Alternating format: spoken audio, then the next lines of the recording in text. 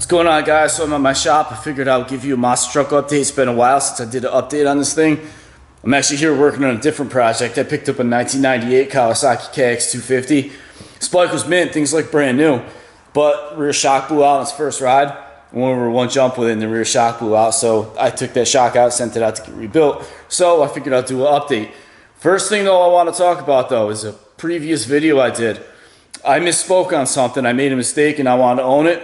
So a while ago I did a video on these knuckles and champagnes. They were made by a company called Gearhart Engineering. God does amazing work. Look at these. Right here's the knuckle. That's the champagne. Probably the strongest part on the whole truck. That thing could withstand a nuclear bomb. It's amazing work. Awesome guy to deal with. But the thing was is when I did the first video, I misspoke on something big time. And I'm going to own that. I said I waited a long time for these. I waited almost 2 years. What I meant to say was, not that I waited almost 2 years for the knuckle and champagne. I waited almost 2 years to get this whole axle completed. And that's no fault of any of the parts places. That's myself. I had to dig up the center sections, find the right brake kit, lockers. And also originally I was going to use a center section. That's this part right here. That's the center section. That's a Rockwell F106. What I was going to originally use was a Rockwell 2145. So I started gathering up all the parts for that, and then I changed my mind, decided to go with the good old F106. So I had to get all new lockers, new brake kits, and then I was going to buy some used housings, but then I was like, you know what, I changed my mind.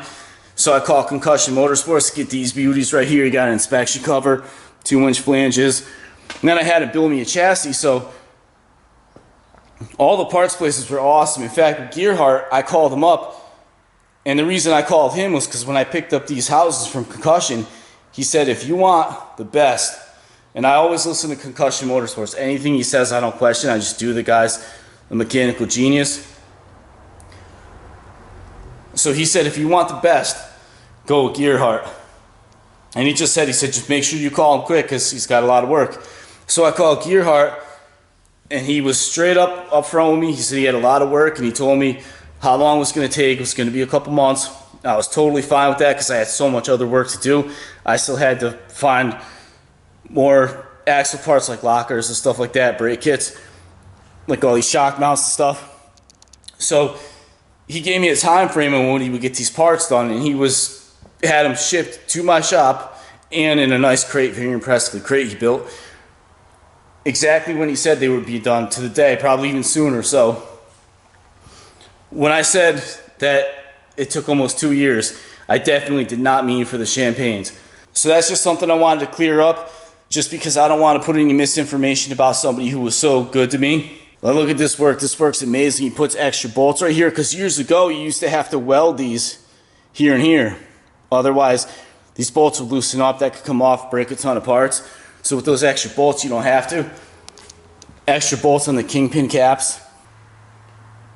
So in that first video I did on the knuckles and champagnes, I should have chose my words a little wiser because it made it sound like I said I waited 2 years for those parts when that's definitely not the case.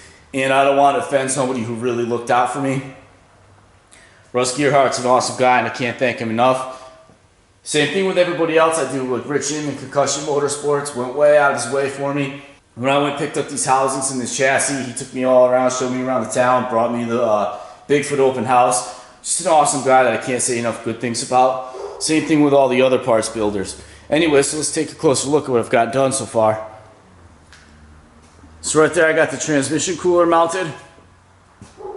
I chose to mount it right there instead of underneath like I was originally going to do, because even though underneath would put it down low, help with center of gravity a little bit, I guess, component mounting, by the time you add them all up, makes a big deal.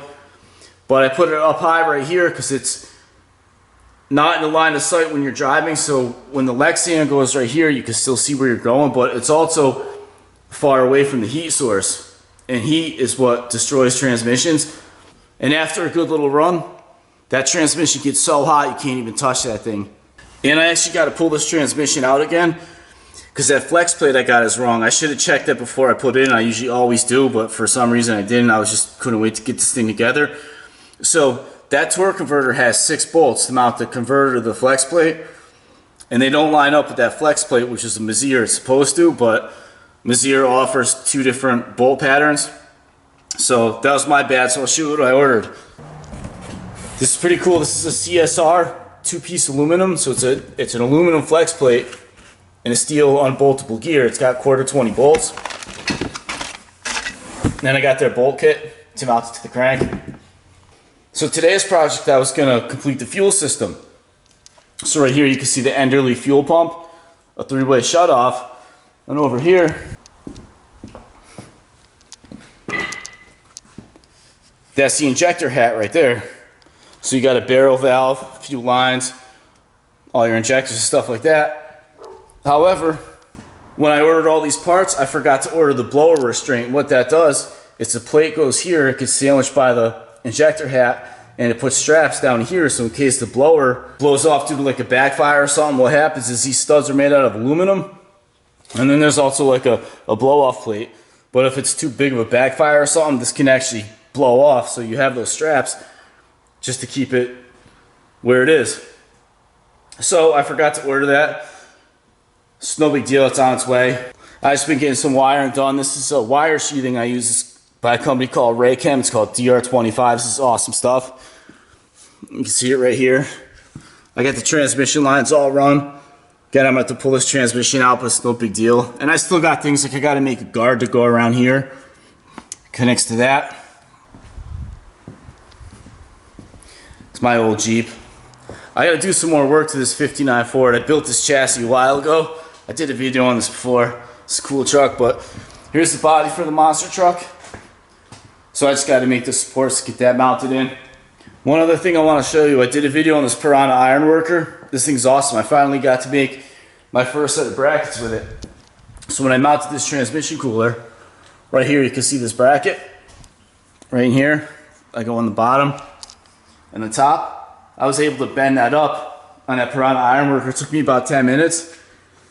And it welds in like these 3 welds right here. One on the side and then one on the other side, so things not going anywhere. I put multiple bolt holes just for different size coolers in the future. So that's about it for now. As soon as more parts come in, I'll get back to work on this thing. So take care. Thanks for watching. Like and subscribe.